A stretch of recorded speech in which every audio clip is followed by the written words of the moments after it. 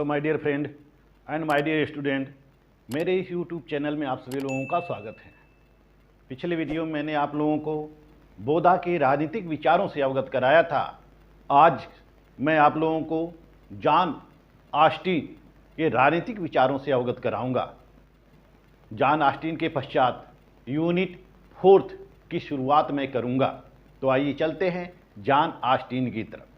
John Austin, जैसा कि John Austin का हम जब नाम लेते हैं तो हमारे दिमाग में संप्रभुता की अवधारणा प्रकट हो जाती है। हम संप्रभुता के बारे में सोचने लगते हैं। जो भी विद्यार्थी या जो भी व्यक्ति या जो भी मेरे मित्र जॉन ऑस्टिन को पढ़े हैं तो जॉन ऑस्टिन से उनकी संप्रभुता की पहचान होती है। यानी कि जॉन ऑस्टिन की पहचान किससे होती है? संप्रभुता की अवधारणा से होती है, जिसने संप्रभुता की विधि का अवधारणा दिया था। जॉन ऑस्टिन जो था यह इंग्लैंड का था, यानी कि ब्रिटिश विधि शास्त्री होता है, यह कानून विधि होता है। जॉन ऑस्टिन विधि शास्त्री था और इसने विधि के दर्शन तथा विधि शास्त्र पर गहन अध्ययन किया था। जॉन ऑस्टिन कानून पर गहरा अध्ययन किया था और विधिक प्रत्यक्षवाद के सिद्धांत के विकास के रूप में इसने योगदान दिया था। यानी कि विधिक प्रत्यक्षवाद यानी कि कानून का प्रकटीकरण, इसने कानून के प्रकटीकरण करने में इसने काफ़ी योगदान दिया था।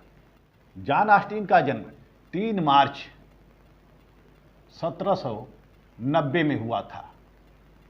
3 मार्च 1790 ईस्वी में इसका जन्म होता है। जॉन ऑस्टिन का जन्म 3 मार्च 1790 ईस्वी में इंग्लैंड में होता है। जॉन ऑस्टिन अपने माता पिता का सबसे बड़ा पुत्र होता है और प्रारंभिक शिक्षा करने के उपरांत जॉन ऑस्टिन सेना में भर्ती हो जाता है। सेना में भर्ती हो जाता है जॉन ऑस्टिन प्रारंभिक शिक्षा होने के पश्चात। ये जॉन ऑस्टिन जो होता है वह सेना में भर्ती हो जाता है। 5 वर्ष तक लगातार यह सेना में सेवा करता रहता है और उसके पश्चात 5 वर्ष के पश्चात 1818 ईस्वी में यह सेना से निकल जाता है, सैनिक सेवा छोड़ देता है और फिर वकालत करने लगता है। और वकालत जब करने लगता है तो वकालत में भी इसको पर्याप्त सफलता नहीं मिलती है। वकालत करने में इसका मन नहीं लगता है और परिणाम यह होता है कि 1825 में यह वकालत भी छोड़ देता है। वकालत छोड़ दी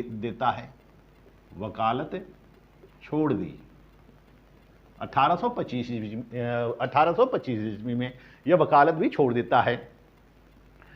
वकालत जब जॉन ऑस्टिन वकालत भी छोड़ देता है तो वह लंदन विश्वविद्यालय में विधि शास्त्र का शिक्षक नियुक्त हो जाता है। लंदन विश्वविद्यालय में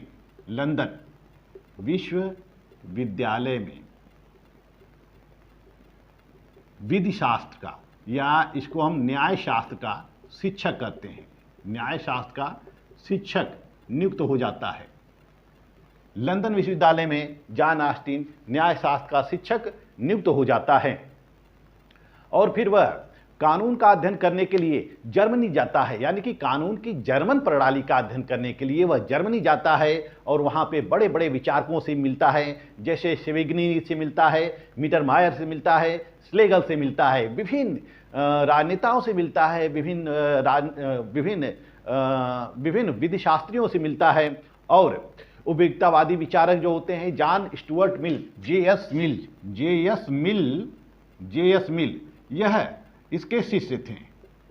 जॉन ऑस्टिन के शिष्य होते हैं। यह जे.एस. मिल एक महान विचारक होता है, फेमस विचारक होता है। यह जॉन ऑस्टिन का शिष्य होता है। 1832 ईस्वी में जॉन ऑस्टिन 1832 ईस्वी में एक पुस्तक प्रकाशित करवाते हैं, province of jurisprudence. John Austin की पुस्तक 1832 में पब्लिश होती है और इस पुस्तक में उसने विभिन्न अवधारणाओं को दिया है।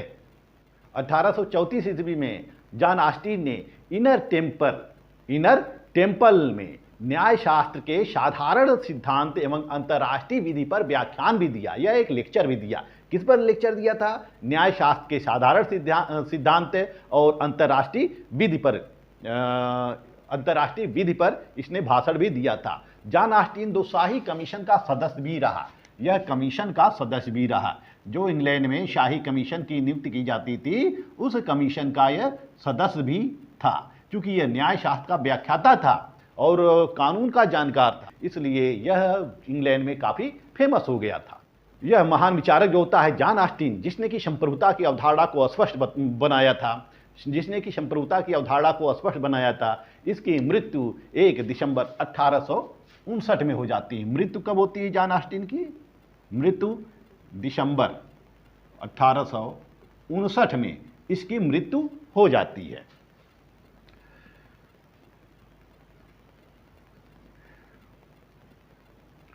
तो इस तरह से ऑस्टिन ने एक ऐसे संप्रदाय की स्थापना की थी जो बाद में विश्लेषणीय संप्रदाय कहा जाने लगा। ऑस्टिन ने एक ऐसे संप्रदाय की स्थापना की थी जो बाद में विश्लेषणीय या विश्लेषणात्मक संप्रदाय, एनालिटिकल स्कूल के नाम से जिसको हम जानते हैं, एनालिटिकल स्कूल के नाम से जानते हैं। तो जॉन ऑस्टिन के विधि संबंधी धारणा को कोई भी नाम दिया जाए, निसंदेह है वह शुद्ध विधि विधान का प्रवर्तक था। जॉन ऑस्टिन जो था शुद्ध विधि विधान का प्रवर्तक होता है।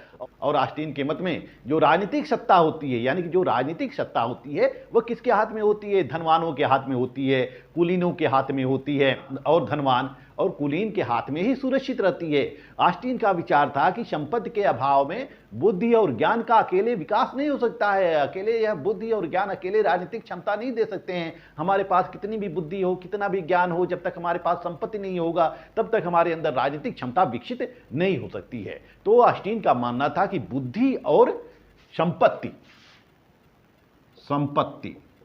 और बुद्धि दोनों साथ साथ चलते हैं। संपत्ति और बुद्धि दोनों साथ साथ चलते हैं। यदि किसी व्यक्ति के पास संपत्ति नहीं तो उसकी बुद्धि किसी काम की नहीं। वह बुद्धिमान होकर, विद्वान होकर कुछ नहीं कर सकता है। यदि उसके पास संपत्ति होती है तो वह अपनी बुद्धि के द्वारा उस संपत्ति को वृद्धि कर सकता है, लोक कल्याण की वृद्धि कर सकता है। तो ऑस्टिन कहता है कि बुद्धि और संपत्ति दोनों साथ साथ चलती है। संपत्ति और बुद्धि से राजनीतिक क्षमता प्राप्त की जा सकती है। ऑस्टिन ने विधि और नीति के भेद को पहचाना था। और उन मनोभावों को समझने का प्रयत्न किया था या समझाने का प्रयास किया था जिन पर कर्तव्य, अधिकार, स्वतंत्रता, क्षति, दंड और प्रतिकार की धारणाएं आधारित होती हैं। तो ऑस्टिन ने राजसत्ता की अवधारणा को जन्म दिया और राजसत्ता और स्वतः अधिकार के अंतर को उसने समझाया।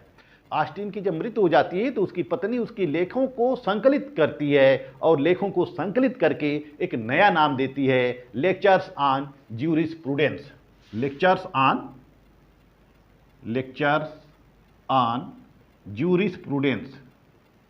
ज्यूरिस्प्रूडेंस एक नया नाम देती है।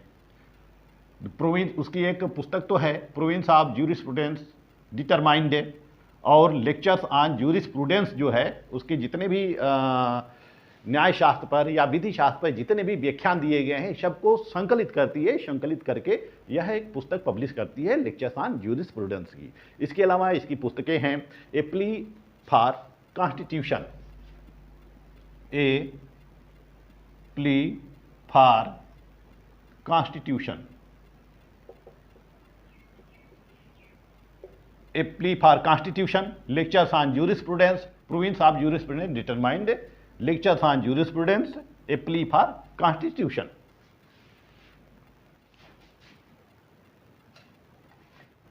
आइए अब देखते हैं ऑस्टिन के कानून या विधि संबंधी विचार। ऑस्टिन ने कानून के ऊपर कौन कौन सा विचार प्रकट किया है, ऑस्टिन ने कानून की कौन सी धारणाएं दी हैं या कानून के बारे में उसने क्या क्या कहा है।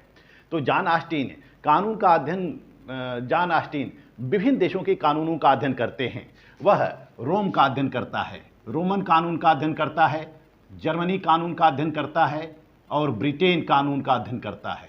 ब्रिटेन विभिन्न देशों के कानूनों का वह गहन अध्ययन करता है और गहन अध्ययन करके कानून को विधेयात्मक बताता है। विधेयात्मक विधेयात्मक, विधेयात्मक का मतलब विधायिका द्वारा निर्मित, यानी कि यह कहता है कि कानून निर्मित होती है, विधायिका के द्वारा निर्मित होती है या संप्रभुता के द्वारा निर्मित होती है। तो यह कानून को विधेयात्मक बतलाता है और प्राकृतिक विधियों को अस्वीकार करते हुए यह प्राकृतिक विधियों को राज्य के कानूनों से पृथक कर दिया और पृथक करके कानून को अधिक सुस्पष्ट बनाया, अधिक सुनिश्चित बनाया था। ऑस्टिन विधि को परिभाषित करते हुए कहता है कि विधि सुनिश्चित सर्वोच्च शक्ति की इच्छा की अभिव्यक्ति है। विधि जो है यह सुनिश्चित सर्वोच्च इच्छा की अभिव्यक्ति है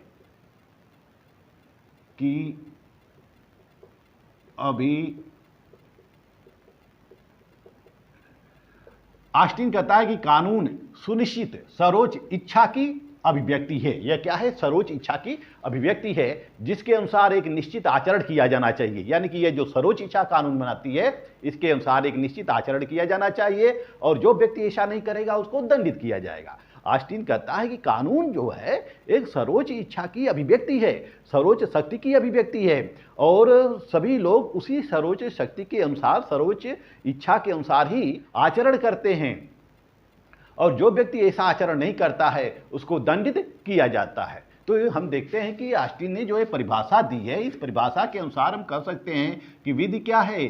संप्रभुता का आदेश ही कानून है। विधि क्या है? संप्रभुता का आदेश है। संप्रभुता का आदेश ही कानून है, यानी कि संप्रभु जो भी आदेश देता है वह कानून होता है और इस संप्रभुता के आदेश को न्यायालयों द्वारा लागू किया जाता है और जो विधियां न्यायालयों के द्वारा लागू नहीं की जाती है वह विधियां नहीं होती हैं। यानी कि जो विधि होती है, जो कानून होती है, वह न्यायालय के द्वारा तो लागू ही की जाती है, लेकिन न्यायालय के द्वारा यदि लागू नहीं की जाती तो वह विधियां कानून नहीं होती है, सच्चे अर्थों में उसको कानून नहीं कर सकते हैं। तो इस प्रकार जॉन ऑस्टिन जो होता है वह सामाजिक प्रथाओं, रीति रिवाज और ईश्वरीय नियमों और धर्मशास्त्र में निहित नियमों को कानून नहीं मानता है। वह कहता है कि जो परंपराएं हैं, जो सामाजिक परंपराएं हैं, जो रीति रिवाज हैं, जो धार्मिक नियम हैं, जो दैवी नियम हैं, यह सच्चे अर्थों में कानून नहीं है। कानून केवल वही है जो प्रभुसत्ताधारी आदेश देता है, यानी कि जो प्रभुसत्ताधारी या सर्वोच्च व्यक्ति का निर्देश होता है और उसका उल्लंघन निश्चित रूप से दंडनीय होता है। तो ऑस्टिन कानून को 3 वर्गों में विभाजित करता है। ऑस्टिन कानून को 3 वर्गों में विभाजित करता है। तो इस तरह से हम देखते हैं कि जॉन ऑस्टिन 3 प्रकार के कानून का उल्लेख करता है अपने ग्रंथ लेक्चर्स ऑन जूरिस्प्रूडेंस में। पहला निश्चित कानून, दूसरा अनिश्चित कानून, तीसरा प्रतीकात्मक कानून है। निश्चित कानून में है दैवीय कानून है, राजकीय कानून है, संभाषिक कानून है। अनिश्चित कानून के अंतर्गत है अंतर्राष्ट्रीय विधि, परंपराएं, रीति रिवाज हैं। प्रतीकात्मक कानून के अंतर्गत है राजनीति शास्त्र के नियम, अर्थशास्त्र के नियम, विज्ञान आदि विषयों के नियम। तो इस तरह से यह कानून को विभिन्न वर्गों में विभाजित करता है, विभिन्न कैटेगरीज में विभाजित करता है। तो जॉन ऑस्टिन केवल राजकीय कानूनों की बात करता है, यानी कि जॉन ऑस्टिन का जो वर्णन है वह केवल राजकीय कानूनों तक ही सीमित है, अन्य कानूनों की वह बात नहीं करता है और उसने केवल अपनी पुस्तक में राजकीय कानूनों का ही विस्तार से वर्णन किया है। जॉन ऑस्टिन कहता है कि न्यायशास्त्र का संबंध केवल राज्य से होता है, अतः निर्माण का अधिकार संप्रभु को होना चाहिए। जॉन ऑस्टिन कहता है कि न्यायशास्त्र का संबंध केवल राज्य से होता है, अतः कानून का निर्माण जो है संप्रभु को करना चाहिए। कानून के निर्माण का अधिकार संप्रभु व्यक्ति को देना चाहिए। ऑस्टिन के अनुसार जो परंपराएं हैं, रीति रिवाज हैं, कानून नहीं है। परंपराएं हैं, रीति रिवाज हैं, वह कानून नहीं है। जो परंपराएं, रीति रिवाज है, यानी कि वह अनिश्चित कानून को कानून की श्रेणी में नहीं मानता है। वह कहता है कि परंपराएं कानून नहीं है, रीति रिवाज कानून नहीं है। वह अंतर्राष्ट्रीय विधि को भी कानून के रूप में स्वीकार नहीं करता है। ये जो अंतर्राष्ट्रीय विधि है, इस अंतर्राष्ट्रीय विधि को वह कानून के रूप में स्वीकार नहीं करता है। परंपराओं, रीति रिवाजों को कानून के रूप में इनको स्वीकार नहीं करता है। वह कहता है ये सब कानून नहीं हो सकता है, यह सब केवल एक आचरण के नियम हैं, मर्यादा के नियम हैं। बल्कि कानून वह होती है जो निश्चित संप्रभु के द्वारा लागू की जाती है। जैसा कि ऑस्टिन कहता है कि संप्रभुता का आदेश ही कानून है, तो कानून वही है जो निश्चित व्यक्ति के द्वारा या संप्रभु संस्था के द्वारा लागू किया जाता है। वह कहता है कि ये जो परंपराएं होती हैं ये संप्रभु के द्वारा लागू नहीं की जाती हैं, रीति रिवाज जो होती हैं यह संप्रभु व्यक्ति के द्वारा लागू नहीं की जाती है। अंतर्राष्ट्रीय विधि जो होता है यह भी सभी राष्ट्र जो है आपस में व्यवहार के लिए अपनाते हैं, इसलिए यह भी किसी संप्रभु संस्था के द्वारा अनिवार्य इसको नहीं बनाया जा सकता है। यानी कि हम पालन कर भी सकते हैं और नहीं भी कर सकते हैं। जैसे कि परंपराएं हैं, हम परंपराओं को अपना भी सकते हैं या परंपराओं का पालन कर भी सकते हैं और परंपराओं को अस्वीकार भी कर सकते हैं। इसमें हमें कोई दंड का विधान नहीं है, लेकिन कानून का पालन हम नहीं करेंगे तो हमें राज्य के द्वारा दंडित किया जाएगा। तो वह कहता है कि ये जो अंतर्राष्ट्रीय कानून है, जो परंपराएं हैं, रीति रिवाज हैं, ये सच्चे अर्थों में कानून नहीं है। अब जॉन ऑस्टिन कहता है कि जो संवासिक कानून होते हैं, जो संवासिक कानून होते हैं यह भी विधिसंगत नहीं होते हैं। संवासिक कानून भी विधिसंगत नहीं होते हैं। वह कहता है कि संवासिक कानून जो है वह भी विधिसम्मत कानून नहीं है, क्योंकि स्वयं संप्रभु को नियंत्रित करने वाली कोई कानूनी सत्ता नहीं होती है। और जो संवैधानिक कानून होता है या संवासिक कानून होता है वह उसके द्वारा संप्रभुता की स्थापना भी नहीं की जा सकती है। वह कहता है कि संवैधानिक कानून के द्वारा भी संप्रभुता की स्थापना नहीं की जा सकती है। तो इस तरह से ऑस्टिन संवासिक कानून को भी यह स्वीकार करता है, यह दैवी कानून को भी स्वीकार करता है। यह दैवी कानून के बारे में कहता है कि दैवी कानून ईश्वर द्वारा अपनी मानव सृष्टि के लिए निर्धारित कानून है। दैवी कानून क्या है? ईश्वर द्वारा मानव सृष्टि के लिए या मानव जगत के लिए निर्धारित कानून है। वह कहता है कि जिनमें कुछ दैवी कानून का ज्ञान मानव को हो चुका है और कुछ का ज्ञान अभी बाकी है। जिन व्यक्तियों में दैवी कानून का ज्ञान होता है वह दैवी कानून के अनुसार आचरण करते हैं, वह दैवी कानून के अनुसार आचरण करते हैं। और जिन व्यक्तियों में एक दैवी कानून का ज्ञान नहीं है तो उनको अन्य विधियों का सहारा लेना चाहिए। तो इस तरह से देखते हैं कि ऑस्टिन ने दैवी कानून, संवासिक कानून और अनिश्चित कानून को अस्वीकार किया है। प्रतीकात्मक कानून के बारे में वह कहता है कि यह राजनीति शास्त्र के प्रतीकात्मक कानून को 3 कैटेगरीज में विभाजित करता है। वह कहता है कि कुछ राजनीति शास्त्र के आचार व्यवहार के नियम है, कुछ अर्थशास्त्र के नियम है या विज्ञान आदि विषयों के नियम है। इसको भी वह कानून नहीं मानता है। वह कहता है कानून तो केवल क्या है? राज्य की, जो राज्य के द्वारा विधियां बनाई जाती हैं वही कानून होती है। तो जॉन ऑस्टिन के कानून संबंधी विचार के ऊपर बेंथम का प्रभाव पड़ा था, हॉब्स का प्रभाव पड़ा था। यानी कि बेंथम और हॉब्स का प्रभाव पड़ता है। जिस तरह से बेंथम उपयुक्तावादी विचारक होता है, उपयुक्तावाद के आधार पर ही सभी बातों को स्वीकार करता है, इसी तरह से ऑस्टिन भी उपयुक्तावाद के आधार पर कानून के औचित्यता को स्वीकार करता है। ऑस्टिन के अनुसार कानून राज्य में शांति की स्थापना करता है, न्याय व्यवस्था की स्थापना करता है। यह राज्य के लिए उपयोगी होता है, यह व्यक्तियों के लिए भी उपयोगी होता है, इसलिए कानून का पालन होना चाहिए। ऑस्टिन का विश्वास था कि हम किसी भी कार्य की उपयोगिता को ज्ञात कर सकते हैं कि कौन सा कार्य हमारे लिए उपयोगी है, कौन सा कार्य हमारे लिए अनुपयोगी है। तो इस प्रक्रिया में सर्वप्रथम हम व्यक्तिगत सुख को और वह भी अविलंब प्राप्त होने वाले सुख को देखते हैं। ऑस्टिन कहता है कि इस प्रक्रिया में, यानी कि मापने की प्रक्रिया में, उपयुक्तावाद का मापन करते समय सबसे पहले हम सुख को देखते हैं या अविलंबित सुख को देखते हैं, यानी कि जो तुरंत प्राप्त किया जा सकता है सुख, उस सुख को देखते हैं। लेकिन किसी भी विधि का अंतिम उद्देश्य जो होता है वह सुख ही प्राप्त करना होता है। ऑस्टिन कहता है बेंथम के उपयुक्तावाद के आधार पर कि किसी भी कानून का लक्ष्य, अंतिम लक्ष्य जो होता है वह सुख ही प्राप्त करना होता है। कानून का लक्ष्य क्या होता है? सुख प्राप्त करना। और उसने उपयोगिता के आधार पर कानून का वर्णन किया है। उपयोगिता के आधार पर उसके विचारों पर बेंथम का प्रभाव पड़ता है, हॉब्स का प्रभाव पड़ता है, बेंथम और हॉब्स का प्रभाव पड़ता है। तो जॉन ऑस्टिन दैवी और मानवीय कानून दोनों की औचित्यता का आधार उपयुक्तावाद साबित करता है। वह कहता है कि ये दोनों कानून जो होते हैं यह मानव कल्याण में वृद्धि करते हैं, लोक कल्याण में वृद्धि करते हैं। तो इस तरह से मानव कल्याण और लोक कल्याण में जब वृद्धि करते हैं तो यह उपयुक्तावाद के आधार हो गए। तो ऑस्टिन ने ब्रिटिश कॉमन लॉ का गहराई से अध्ययन करता है। जो ब्रिटिश कॉमन लॉ होता है, British common law, British common law का ऑस्टिन अध्ययन करता है गहराई से। क्योंकि जैसा कि ब्रिटिश कॉमन लॉ में ब्रिटिश कॉमन लॉ जो है अधिकांशतः परंपराओं पर आधारित है, रीति रिवाजों पर आधारित है। तो ब्रिटिश कॉमन लॉ का अध्ययन करते हुए ऑस्टिन देखता है कि उसमें ब्रिटिश विधियाँ जो ब्रिटिश विधियाँ हैं वह परंपराओं, रीति रिवाज और प्रथाओं पर आधारित है, जबकि ऑस्टिन जो होता है वह रीति रिवाज, परंपराओं को कानून नहीं मानता है। वह कहता है कि ये सब नैतिकता पर आधारित हैं। जो परंपराएं हैं और रीति रिवाज हैं, यह सब नैतिकता पर आधारित हैं, यह कानून नहीं है। ऑस्टिन इस संदर्भ में ऑस्टिन कहता है कि कानून संप्रभु का आदेश है। कानून जो है वह संप्रभु का आदेश है, और कानून वही हो सकता है जिसको संप्रभु ने आदेशित किया हो, जिसको संप्रभु ने बनाया हो। तो ब्रिटेन में जो कानून है वह रीति रिवाजों के आधार पर है, परंपराओं के आधार पर है, प्रथाओं के आधार पर है। लेकिन ऑस्टिन यहाँ कहता है कि ब्रिटिश का जो संप्रभु है वह इन रीति रिवाजों को, इन परंपराओं को, इन प्रथाओं को सम्राट के द्वारा या संसद के द्वारा मान्यता प्रदान की गई है। यानी कि इनको जब मान्यता प्रदान की गई है, सम्राट ने इसको मान्यता प्रदान कर दी है, इसलिए यह क्या है, संप्रभु के द्वारा आदेशित हो जाती हैं, और यह परंपराएं, रीति रिवाज, प्रथाएं कानून का रूप धारण कर लेती हैं। तो इस तरह से ऑस्टिन कहता है कि ब्रिटिश कॉमन लॉ में जो विभिन्न परंपराएं हैं, रीति रिवाज हैं, प्रथाएं हैं, वह ब्रिटिश संसद के द्वारा मान्यता प्राप्त है, ब्रिटिश सम्राट के द्वारा मान्यता प्राप्त है, यानी कि संप्रभु के द्वारा मान्यता प्राप्त है। और जब संप्रभु के द्वारा किसी भी नियम को मान्यता प्रदान कर दी जाती है तो वह नियम कानून बन जाता है, वह नियम जो होता है वह कानून बन जाता है।